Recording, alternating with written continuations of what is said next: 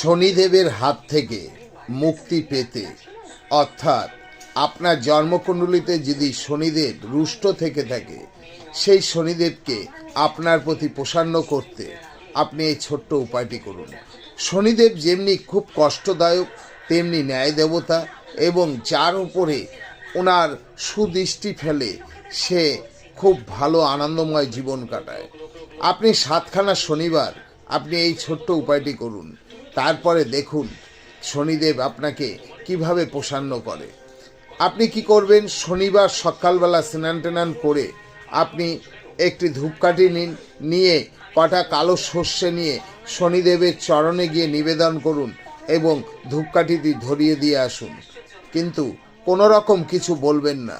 দেখবেন শনিদেব আপনার প্রতি প্রসন্ন হবে এবং শনিদেবের কৃপায় আপনি খুব ভালো জীবনযাপন কাটাবেন।